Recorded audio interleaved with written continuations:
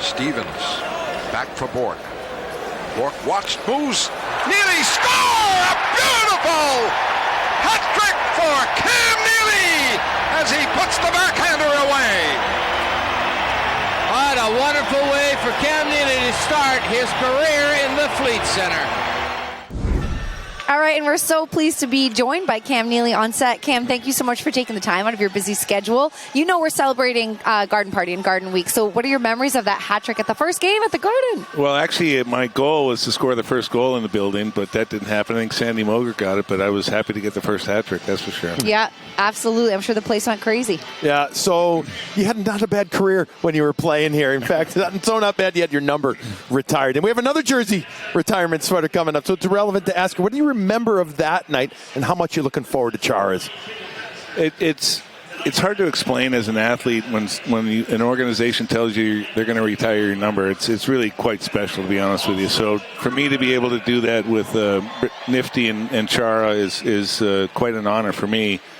It's going to be a great night for Zdeno, what he's meant to this organization and how he played for us. I love how genuinely surprised he was, too, by the way. Great job with that. Go ahead, PJ. Just what you mean so much to the organization from on the ice, and now you have this job, which is running the organization, and you know, through the Stanley Cup, and now you're part of that transition. We're going to talk about Chara.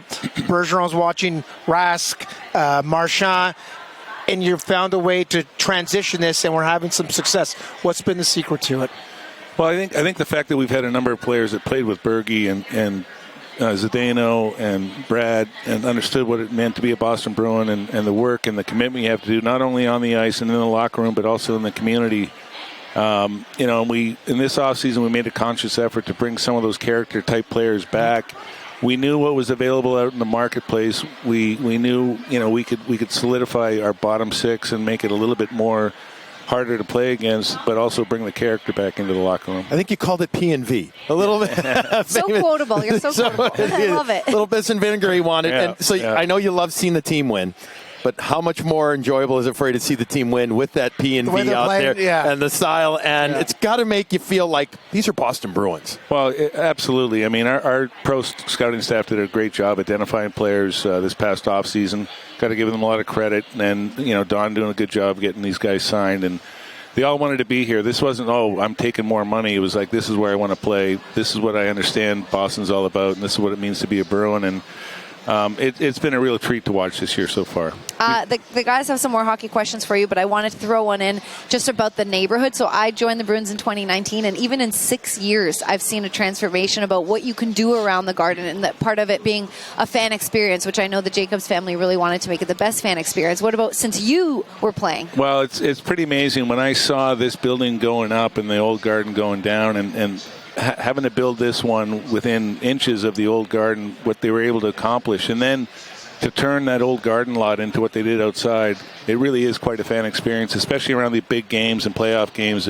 The atmosphere is incredible, and the Bobby Orr statue, the bear, and then what they've done in the building since it was in '96, to keep it looking fresh and new. And I'm in every building across the league, and buildings this old don't look like this. It has that Boston vibe, though. Yes, as someone that's gone around to all the buildings and had an opportunity of sitting out in every rink, Boston is special. It's one thing about the building, but the people that are in the building, and a lot has to do with the people that are running this organization, that it's still, the wheel's still going. Yeah. And it's a compliment to you and Don and the way you guys played and the way you want to see that product on the ice. So congratulations. I appreciate that. I mean, the great thing about this franchise, Original Six, there's generational fans here, and they're blue collar for the most part, and they want their players to play a certain way. They want their players to work hard every game, and if you don't, they'll let you know it, and rightfully so. And they want players to score, and you have one in '88 in David Pastrnak, but now you got another one in Morgan Geekie, and he had an unbelievable year last year, no question about it. But did we see this coming in the way he's playing, and how proud of you of what you're seeing from him? Well, I give him all the credit in the world. I mean, obviously having a breakout year last year, you're thinking, okay, hope it's not a one-hit wonder. And then he put the time in the offseason to really commit himself to being the player he wants to be and to show everybody it's not a one-hit wonder. And then obviously playing with David, those guys have a great chemistry. We saw it last year. We've seen it again this year. Even when we split them up, they're both contributing. Then they get work their magic on the power play if they're not on the same line. I watched the guys go in today to the games. Geeky's coming in his Carhartt.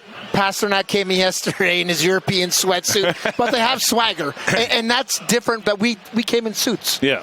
If you could rock something today on the way into a game, what could we see Cam Neely, if he was walking into a game, rocking? I don't know. First thing that came into my mind, only because I grew up in an Air Force base, is maybe some kind of a fighter pilot uniform or something. I love that. Well, she had the I did actually yesterday. I did wear a Maverick. Yeah, I did. It was too cold, so I needed my jacket on. Cam, you're so busy, just like all staff and management. We really do appreciate you making the time for fans and for us on set. So thank you for joining us.